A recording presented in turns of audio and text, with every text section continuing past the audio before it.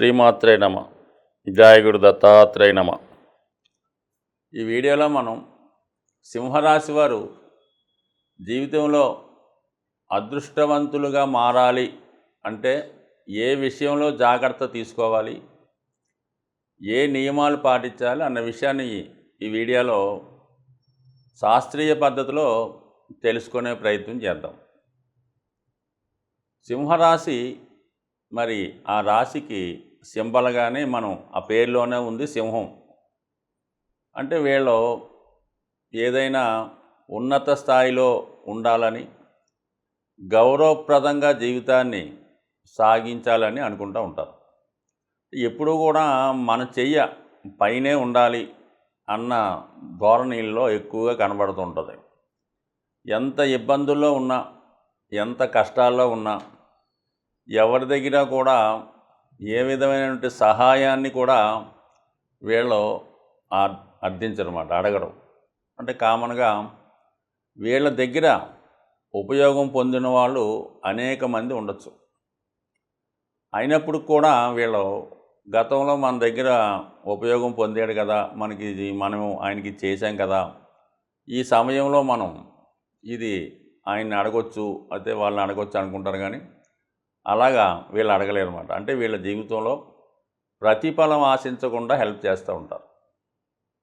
ఈ సింహరాశికి మరి ఇటువంటి ప్రత్యేకమైనటువంటి లక్షణాలు ఉంటాయి. చాలా వరకు వారసత్వంగా వీళ్ళ పెద్దవాళ్ళు పాటించినటువంటి సాంప్రదాయాల్ని, గౌరవాన్ని పాటించడం జరుగుతూ ఉంటుంది.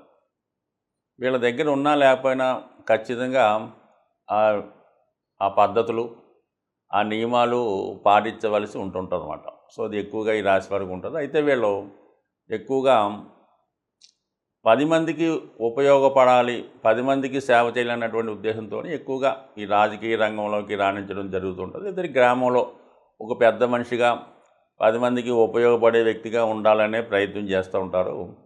అయితే వీళ్ళకి లౌక్యం అనేది తక్కువగా ఉంటుంది. ఏది కూడా ఉన్నది ఉన్నట్టు యథార్థంగా మాట్లాడటం, ఎంత గొప్ప విషయాన్నైనా సరే మోడం లేకుండా ఎంత గొప్ప వ్యక్తినైనా చెప్పడం జరుగుతుంటుంది. ఆ కారణం వల్ల ఏంటంటే వీళ్ళకి శత్రువులు ఎక్కువగా రావడం జరుగుతుంటుంది. ఈ శత్రువులు ఎక్కువగా రావడం వల్ల ఏంటంటే కామన్గా వీళ్ళని జీవితంలో అభివృద్ధిలోకి రాకుండా చేయడం జరుగుతుంటుంది ఏ రంగంలో ఉన్నా కూడా. సో అలాగే వీళ్ళు అందరినీ తొందరగా నమ్ముతూ ఉంటారు. వీళ్ళ దగ్గర చేరి ఒక 4 రోజులు వీళ్ళని బాగా పొగిడి వీళ్ళు చేసిన ప్రతి పని సమర్థిస్తుంటే వాడిని సంపూర్ణంగా నమ్ముతూ ఉంటారు. చాలామంది ఈ వ్యాపార సంస్థలు నిర్వహిస్తున్న వాళ్ళు, ఈ సింహరాశిలో ఉన్నవాళ్ళు కామన్గా ఏం చేస్తుంటారంటే ఏదో ఒక వ్యాపార సంస్థ స్థాపించి వాళ్ళ దగ్గర ఉన్నటువంటి ఓ నమ్మకస్తున్నో, లేదంటే ఒక స్నేహితుడినో, లేదంటే ఒక తమ్ముడినో, ఒక బామ్మర్దినో, ఇంకో వరుసకైన వాడినో తెచ్చి అక్కడ పెడుతూ ఉంటారు. వాడు కొంతకాలం పాటు ఎక్కువగా జరిగే విషయాలు ఇవి. కొంతమందికి మనసు కష్టం కలిగించవచ్చు. కానీ సాధారణంగా వీళ్ళు నెమ్మదిగా ఈ నమ్మక ద్రోహానికి పాటుపడి మొత్తం నెమ్మదిగా సంస్థని పతనం చేసే పరిస్థితి చేస్తూ ఉంటారు అన్నమాట. అంటే మొత్తం మీద ఈ విధంగా మరి ఆ సంస్థ దివాలా తీసే విధంగా జరుగుతూ ఉంటుంది. కాబట్టి ఎప్పుడైనా సరే సింహరాశి వారు ఏ వ్యాపారం స్టార్ట్ చేసినా, ఏ పనైనా దగ్గరుండి చూసుకుంటేనే మంచిది తప్ప ఇతరులకి అప్పచెప్పడం వల్ల ఎంత దగ్గర వారినైనా ఖచ్చితంగా జీవితంలో నష్టపోవడం జరుగుతుంటుంది. కాబట్టి ముఖ్యంగా ఈ విషయం వీళ్ళు గమనించవలసి ఉంటుంది. నమ్మకమే, పని అన్నట్టుగా ఉండాలి. అప్పుడు మాత్రమే మీరు ఒక వ్యాపారస్తుడు కావచ్చు, ఒక సంస్థ నిర్వహించే వ్యక్తి కావచ్చు, ఒక స్వతంత్ర వృత్తి అవ్వచ్చు. అప్పుడు మాత్రమే మీరు జీవితంలో పైకి రాగలరు తప్ప ఇతరులను నమ్మడం వల్ల ఖచ్చితంగా మోసపోవడం జరుగుతుంది. కాబట్టి ఈ రాశివారు ఈ విషయంలో మాత్రం చాలా జాగ్రత్తగా వ్యవహరించడం మంచిది. ఇక్కడ వీళ్ళకు కూడా మఖ, పొబ్బ నక్షత్రాలు, ఉత్తరా నక్షత్రాలతో ఈ రాశిలో ఉంటాయి. కాబట్టి వీళ్ళకి కూడా మెయిన్ భాగం అంటే వీళ్ళు మఖా నక్షత్రంలో పుట్టినా, ఇంచుమించుగా పొబ్బలో పుట్టినా కూడా ఎక్కువ భాగం శుక్ర మహాదశ నడుస్తూ ఉంటుంది. పుట్టినప్పుడు కేతు మహాదశ 1 నుంచి 7 సంవత్సరాలు ఉన్నా, దాని తర్వాత వచ్చినటువంటి 20 సంవత్సరాలు శుక్రమహాదశ అవ్వటం వల్ల ఈ శుక్రమహాదశలో సాధారణంగా ఏమవుద్దంటే ఎవరికైతే పిల్లలకి అంటే ఇంచుగా 12 సంవత్సరాల లోపు వారి శుక్రదశ స్టార్ట్ అవుతుందో ఆ సమయంలో వాళ్ళ తల్లిదండ్రులకి అనూహ్యంగా కలిసి రావడం, బాగా ధనం రొటేషన్ అవ్వడం, దేనికి లోటు లేకపోవడం వల్ల ఈ పిల్లల్ని కూడా బాగా గారాబంగా ధనం లోటు లేకుండా ఎక్కువ విచ్చలవిడిగా పెరగడం వల్ల ఏంటంటే వీళ్ళకి ఆ సమయంలో మనీ విలువ పెరగకపోవడం వల్ల దాని తర్వాత ఇంచుమించుగా 25 సంవత్సరాలకి ఈ దశ మారినప్పుడు కూడా వీళ్ళు అదే ధోరణిలో ఉంటూ ఎక్కువగా వీళ్ళకి పని చేయకుండా పెద్దల మీద ఆధారపడదాం అనుకునే లక్షణాలు ఎక్కువగా ఈ సింహరాశి వాళ్ళలో ఎక్కువగా కనబడుతుంటాయి అన్నమాట. ఎక్కువగా ప్రస్తుతం ఉన్నటువంటి యువతలో 25, 26, 30 సంవత్సరాలు వచ్చినా కూడా మరి తల్లిదండ్రులు ఏదో గవర్నమెంట్ ఉద్యోగస్తులు బాగా ఆదాయం సంపాదిస్తుంటారు. వీరు దాన్ని ఖర్చు పెట్టే ప్రయత్నంలోనే ఉంటారు తప్ప ఇంకోటి ఏంటంటే వీళ్ళకి ఈ చిన్నప్పుడు పెరిగినటువంటి వాతావరణం వల్ల ఏంటంటే వీళ్ళు ఒకళ్ళ దగ్గర ఉద్యోగం చేయలేరు, చిన్న చిన్న ఉద్యోగాలు చేయలేరు, పెద్ద ఉద్యోగం వీళ్ళకి రాదు. ఈ కారణం వల్ల ఏంటంటే చాలా కాలం టైం వేస్ట్ చేస్తూ ఆ పెద్ద ఉద్యోగం కోసం ఎదురు చూస్తూ ఉంటారు. ఈలోగా అది పుణ్యకాలం కూడా గడిచిపోవడం జరుగుతూ ఉంటుంది. సో ఈ కారణం వల్ల ఏంటంటే వీళ్ళు చాలా వరకు 35, 36, 40 సంవత్సరాలు వచ్చేదాకా లైఫ్లో సెటిల్ అవ్వలేకపోతుంటారు. కొంతమందికి పెళ్ళై పిల్లలు పుట్టినా కూడా అన్సెటిల్గా ఉన్నవాళ్ళు ఈ సింహరాశిలో ఉంటారు. అదే మరి కొంతమంది బాధ్యతాయుతంగా మరి తొందరగానే మరి 25, 26 సంవత్సరాలకి ఉద్యోగంలో చేరి అంచెలంచెలుగా ఎదిగే వాళ్ళు కూడా జాతకంలో ఎక్కువగా ఉంటారు. అంటే ఎక్కువగా మన అనుభవంలో కానీ మనకు తెలిసింది ఏంటంటే ఈ సింహరాశిలో ఎవరైతే ఉన్నత స్థాయి కుటుంబంలో డబ్బులున్న కుటుంబంలో జన్మించారో వాళ్ళు ఖచ్చితంగా జీవితంలో ఎక్కువ భాగం వేస్ట్ చేసి 40 సంవత్సరాల దాకా 36, 38 దాకా కూడా జీవితాన్ని వేస్ట్ చేసి పెద్దలు ఇచ్చిన ఆస్తిని నెమ్మదిగా సంపూర్ణంగా అది జీరో వచ్చేదాకా కూడా ఖర్చు పెట్టి పాడు చేసి అనొచ్చు, ఖర్చు పెట్టచ్చు అనొచ్చు, ఇంకోటి అనొచ్చు. దాని తర్వాత మరి ఇబ్బందులు పడడం, దాని తర్వాత లైఫ్ విధానం వేరువేరుగా ఉంటుంది. అది జరుగుతూ ఉంటుంది. అదే బాగా చితికిపోయినటువంటి ఏమీ లేని కుటుంబంలో ఈ సింహరాశిలో జన్మించి ఉంటే వాళ్ళు జీవితంలో చాలా కష్టపడి తొందరగానే జీవితంలో పైకొచ్చి వీళ్ళతో పాటు వీళ్ళు ఆ కుటుంబాన్ని కూడా పోషించి ఆ బాధ్యతలు కూడా చేస్తూ ఉంటారు. అంటే అన్నదమ్ముని చదివించడం, అక్క చెల్లెలను చదివించడం, తల్లిదండ్రులను పోషించడం చేస్తూ ఉంటారు. ఈ 2 రకాల వ్యక్తులు కూడా ఈ సింహ రాశి లేదా సింహలగ్నంలో జన్మించిన వాళ్ళు కనబడుతూ ఉంటారు. అంటే ఒకటి బాగా ఉన్న కుటుంబంలో ఉన్నవాళ్ళు మైనస్లోకి వెళ్ళిపోతుంటారు, బాగా లేని కుటుంబంలో పుట్టిన వాళ్ళు బాగా ఉన్న స్థాయికి వస్తూ ఉంటారు. సో ఏదన్నా మరి ఇది ఎక్కువగా జరుగుతుంటుంది. కాబట్టి మరి ఉన్నత స్థాయి కుటుంబంలో సింహరాశిలో పిల్లలు ఉంటే వాళ్ళని ఖచ్చితంగా ఒక క్రమశిక్షణగా మనీ విలువ తెలిసిలాగా పెంచితేనే చాలా అనుకూలంగా ఉండే అవకాశం ఉంది. కాబట్టి ఈ పెద్దలు ఈ విషయాన్ని గమనిస్తారు. అయితే అంత ఖాళీ ఉండదు, అంత ఉన్న స్థాయిలో వీళ్ళు పుడుతూ ఉంటారు. కాబట్టి కొద్దిగా శ్రద్ధ పెట్టడం మంచిది. వీళ్ళకి కంపల్సరీగా సూర్యభగవాన్ని ఆరాధించుకోవాలి. ఈ సింహరాశిలో ఎవరైతే పుట్టారో వీళ్ళు ప్రతిరోజు సూర్య నమస్కారం చేసుకోవాలి, సూర్యభగవాన్ని పూజించాలి. వీలైతే ఆదివారం రోజు నియమంగా ఉండే ప్రయత్నం చేయాలి. అది ఏ కమ్యూనిటీలో ఉన్నా కూడా ఆదివారం నియమంగా ఉండడం వల్ల ప్రతి వారానికి వాళ్ళు ఇంప్రూవ్మెంట్ రావడం జరుగుతూ ఉంటుంది. సో వీళ్ళు ఎట్టి పరిస్థితుల్లో కూడా మకర కుంభరాశుల వారితో వివాహం అన్నది 99% చేసుకోకుండా ఉండడమే మంచిది.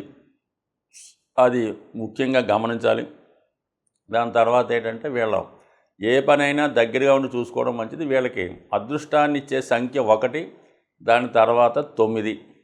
సో అలాగే వైట్ కలరు, గోల్డెన్ షేడ్స్ కలిసి వస్తాయి.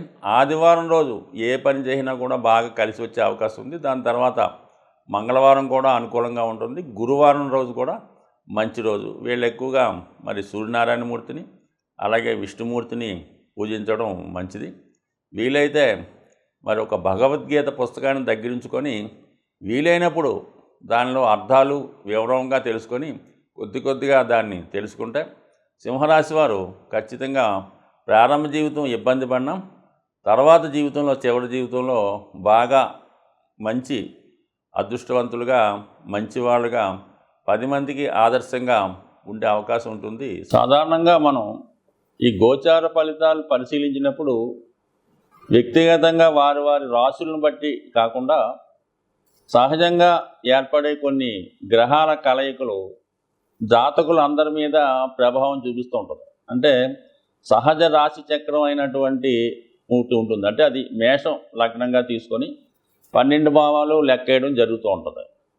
సో ఈ భావాల్లో కొన్ని గ్రహాలు బలంగా ఉన్నప్పుడు అవి జాతకులు అందరి మీద ప్రభావాన్ని చూపడం జరుగుతూ ఉంటుంది.